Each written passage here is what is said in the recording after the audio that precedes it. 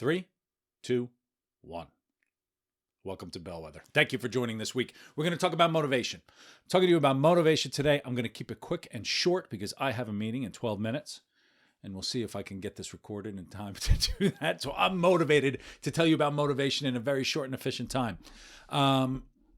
This week, I want to talk about not just motivation. I want to talk about refining motivation. How do you get remotivated? Because we all do things that we love. We all get jazzed about different types of things. We all get excited about, new opportunities and new things. And we get older and we change and time goes on and we just kind of lose the spark, as it were. And how do we find that spark again? And what do we have to do? And what kind of reflective exercises do we have to figure out to say, is this still something I should be motivated on? Is this still something I want to do? All of these types of things. So I generally avoid the topic of motivation. I talk about it in different ways. I don't like using the term motivation because there's so much BS advice about it. I Googled it right before I did this just to see if there was anything I really wanted to drive home. And all I want to drive home is don't Google it because it's just a bunch of bogus, like BuzzFeed, clickbait headlines, focus on something you love and you'll be motivated. And you're like, okay, pound sand. Thank you. That's just not helpful. And so everybody thinks that they're an expert on motivation. They're going to tell you, oh, just go meditate and figure out what you love and follow your passion. And then they leave like they're, super coaches telling you what to do. And it doesn't mean jack. So the focus on what you love, force yourself into a habit. It's all BS. It's just all garbage. And the reason it's all garbage is because if you don't want to do something, you're not going to do it. Period. Right? That's it. Right? So whatever it is that you're looking to do and you're trying to find motivation, you're probably looking in the wrong place and we're probably focused on the wrong things. And I can relate to that pretty well. And it was extremely relevant this weekend. So this weekend I was up, it came a bit to a head. I signed up for a 20-mile run. Why I do these things, I don't know. But I signed up for a 20-mile run up in Martha's Vineyard. And some people sign up to do it as a relay. Some people sign up to do the full thing because they're stupid. And and a lot of us, we just didn't want to do it. Our heads weren't in it. We were like 20 miles. It's cold. It's rainy. Like, why? We're in our 40s. We're grown-ass individuals. Why are we choosing to do these things? And the nice part about being an adult is that you could choose to not do something, right? And I'm a big proponent of, you know what? I just don't want to do it today. And I'm not going to. And I'm a grown-ass man. And I can just tell you that I'm not going to run 20 miles today. So I ran 10 of them. And that was fine. I still hated it. But I wasn't, And I was talking to my friend Emily, who invited me up. She kind of coordinates this run with a bunch of her friends, and she's been gracious enough to invite me up. And her husband Dennis, who's been a friend of mine for over 20 years, is up, and we make like a big weekend out of it. And it's a lot of fun. It's great social interaction. But we were talking about. She said you should do a podcast on motivation. It's February, Martha's Vineyard. It sounds like a cool idea. I don't know when it does, but why aren't we motivated to do this? We used to love it. We used to love this run. We used to be like, rah, rah, rah, 20 miles, let's do this. And now it's like, why? And it related to me a lot because the same thing happened to me last year. I signed up for a triathlon with a buddy. We were doing a half Ironman up in upstate New York. And I woke up that morning, I'm like, it's just not going to happen today. Like, I'm just not, I wasn't in it. Like, it's just, and I left my bike there. And I didn't sign up I signed up to do the race, but I didn't show up. I went up and saw him. I said, I'm not going today. Call me a punk. But he did it. And you can't take your bike out of a triathlon until it's over. So I basically had to sit there and watch all these triathletes do it, which was awful. But so what I did was I sat and I reflected. I'm like, I couldn't get my head around doing a half Ironman that day. And I'd done a bunch of them before.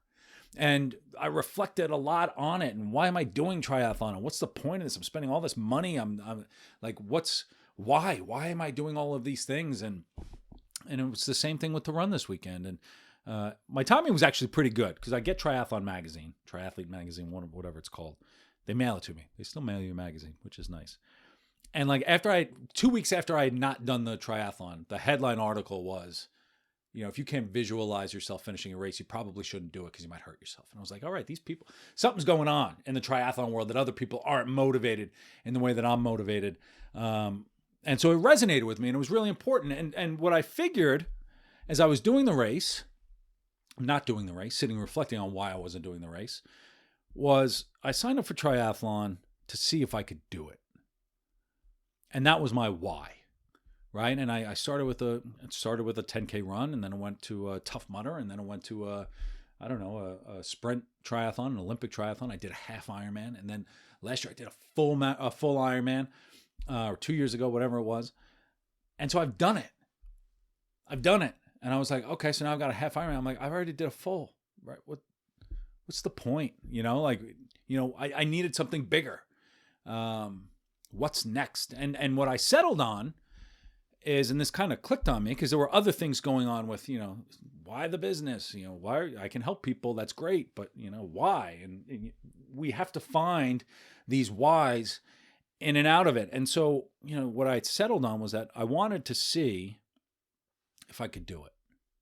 And I could do it. And there are a lot of things in my life that really motivated me up probably until I was like 40. Can I do it? Can I do a Tough Mudder? Yes. Can I do an Ironman? Yes. Can I write a book? I did it, right? All of these things, right? Let me sign up for the craziest ass thing. And people will say, why? I'm like, I want to see if I could do it. And that was it. And adventure time, right? And that's good. Just try something. If you fail, at least you tried it, yada, yada, yada. It's not good enough for me now. And maybe it's because I've hit the max kind of crazy I want to hit. I could just sit there and say, maybe I have to do a 100-mile run. Maybe I have to do that. But then at what point, like I'm going to be 80 years old doing like 10,000-mile runs. It's not really sustainable to keep going that way. So what I got on was, I've seen that I could do things. I could do whatever I set my mind to. Now I want to get good at it. And that's where I settled, right? I wrote a book. Now I want to write a really good book. I did a triathlon. Now my life is dedicated to beating my friend Larry at triathlon. I want to get good at it to beat Larry.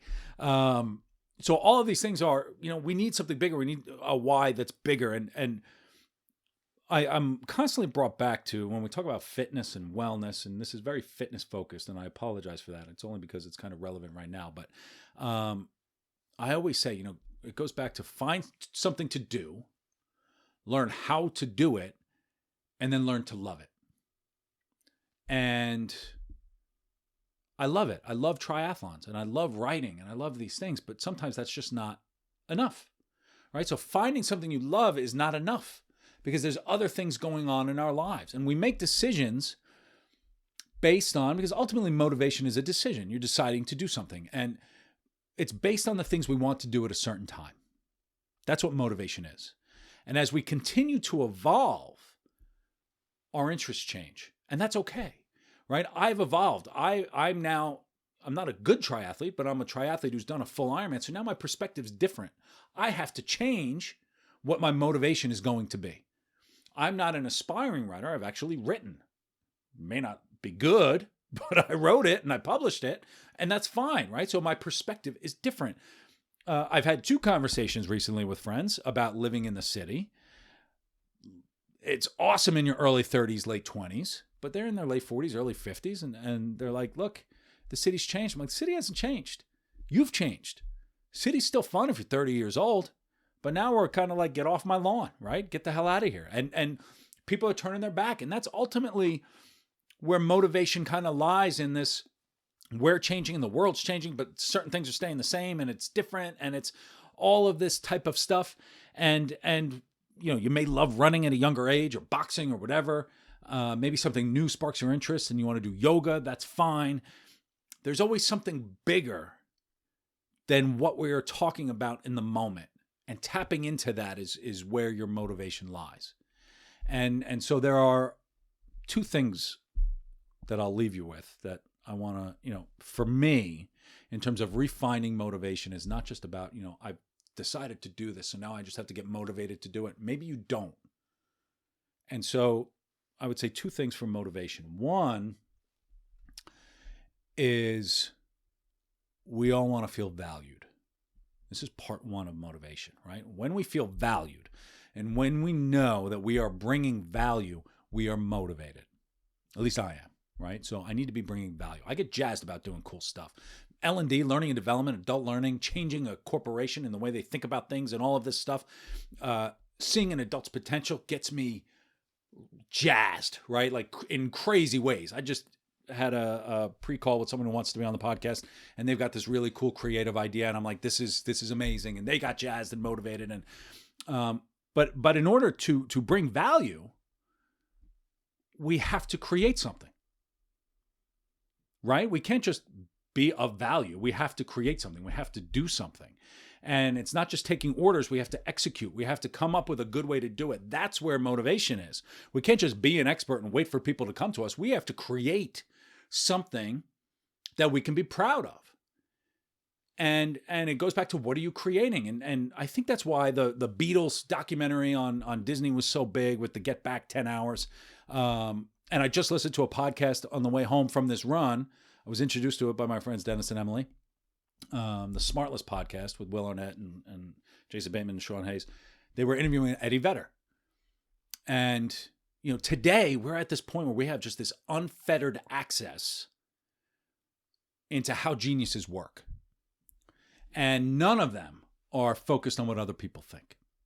They're only focused on creative process. If you watch the Beatles Get Back, you look at Paul McCartney, he wasn't even there when people were talking to him. He was thinking about something completely out there. He was committed to his work and the creative process and whatever it is. So we're able to see the way these geniuses think, right? And the question struck me as I was driving home, listening to Eddie Vedder talk about his, why he makes the music he makes and all of this stuff. Like, Eddie Vedder is one of the only rock stars that, like, true rock stars in the world. And so the question that came to me is, what if Eddie Vedder showed up at my house, could I go toe to toe with Eddie Vedder? And I would love to go toe to toe with Eddie Vedder, right? That would motivate the hell out of me. And the answer should be like, hell yeah, I would. Like, Eddie Vedder, if you listen to this and you need a people strategy for Pearl Jam, ring a ding, man. Let's do it. Let's rock. And they asked him the question, who haven't you worked with and who would you want to? And he danced around. He said, basically what he said is, I have, right? He just danced around it. But what he talks about is he likes creating things with interesting people. So it's not that he wants to identify one person to work with. He wants to create things with interesting people. So what are you doing to make Eddie Vedder want to create something with you? And so that's motivating to me. So that's part of it. That's a creative process is one. But the second part of it is social interaction. It's got to be social. I had so much fun chatting with people this weekend. And we have to surround ourselves with people who are going to motivate us to be positive, upbeat. It's time to be selective, to say who's going to help me get motivated about something else. The social component is so underutilized. That's key, is surrounding yourself with these type of people to get you to run the creative juices in your mind and to challenge your way of thinking. And that sucks sometimes, because if you're like me, I don't like interacting with a ton of people. I like sitting at home. So we have to be selective in finding these people, and it's a real investment in yourself to find positive, motivated individuals, those people who are going to be additive to you. That will help your creative process. Creative process plus social interaction, that's what's going to make motivation good. That's what's going to be motivating for you. And I find myself now getting motivated about triathlon again, because I'm getting creative in how I'm going to train for it. And I just was chatting with all these people about the cool things that they're doing, and I'm learning from them about how they train for it. And now I'm actually really excited. I'm going to beat the hell out of Larry when he tries to compete. But this is my strategy going forward. This is going to be my motivation strategy is, I have to create something. I have to try it, and I got to find other people to bounce the idea off of. And if they're not going to be additive to me, if I don't surround myself with Eddie Vedders or Paul McCartneys, then I got to find those people. And I have to be the Eddie Vedder or Paul McCartney to them. And it's ultimately up to me. It's my decision. It's my, we talk about accountability. We talk about all these things. We ultimately lie in the bed that we make. And the same thing goes for motivation. So good luck with that. I'm a little late for my meeting, but you know what? You're more important. You're always more important. So have fun. Thank you for listening. And I look forward to talking to you soon. Thanks.